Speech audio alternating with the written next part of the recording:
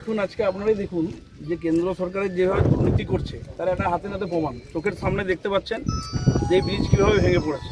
একদম কমা মেটেরিয়াল দিয়ে এই ব্রিজ তৈরি করছিল, প্রাণে বেঁচে গেল এই এলাকার বহু মানুষ যারা এই যাতায়াত করতো, তার আগেই ভেঙে পড়লো। উপরে ভগবান আছে, এটা তার থেকে প্রমাণ।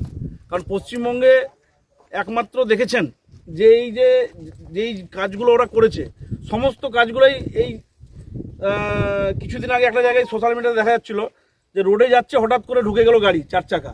ঠিক একই এই কমা মেটেরিয়াল দিয়ে যেভাবে ওরা ব্রিজ তৈরি করছে। আজকে NHAI যারা ইঞ্জিনিয়াররা আছে তারা বলছে পাশ দিয়ে হাতি নাকি গেছে, তার জন্য নাকি ভেঙে গেছে। এটা কি সম্ভব? হাতি একটা বড় ব্রিজকে ভেঙে দিতে পারে? তাই এটা একটা মানে জোকের মতো কথা বলছে। আপনারাই দেখুন, এবং এই যে ম্যাটেরিয়াল দেখুন না, এই যে দেখুন মাটি, পুরোপুরি মাটি মেশানো জিনিস দিয়ে কাজ হচ্ছে। করবো করজোরে অনুরোধ করবো, একটা ভোট যাতে বিজেপিকে না দেয়। বিজেপি যদি আসে এইভাবে গোটা পশ্চিমবঙ্গটাকে ভেঙে দেবে। মমতা বন্দ্যোপাধ্যায় যেভাবে সোনার বাংলা করার জন্য আজকে আপনারা দেখেছেন সুস্থ শ্যামলা গোটা পশ্চিমবঙ্গটাকে সুন্দরভাবে সাজিয়েছে, তো সেই জায়গা থেকে বিজেপি শুধু ভাঙতে পারে, তারা গড়তে পারে না। তাদের কথাতেই আছে। আপনারা দেখেছেন দিলীপ ঘোষ এখানে এসেছিল, বলছে ভেঙে দাও, গুড়িয়ে দাও, বাঁশ নিয়ে এসছে, বলছে বাঁশ দিয়ে করে দেবো।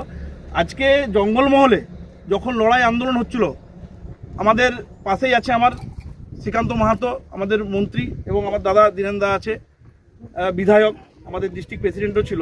সেই সময় কোনো বিজেপির নেতারা ছিল যখন জঙ্গলমহলে এত অশান্তি হচ্ছিল? কাউকে দেখতে পেয়েছিল? দিলীপ ঘোষ তো পালিয়ে গেছিলো তো ধ্যানে। যখন জঙ্গলমহলে এই জিনিস ছিল দেখা যায়নি। আর আজকে তারা আমাদের এখানে এসে দুটা মাতালকে জয়েন করিয়ে বলছে কাঁচা বাঁশ নিয়ে রাখবে, তাই বড় বড় ভাষণ।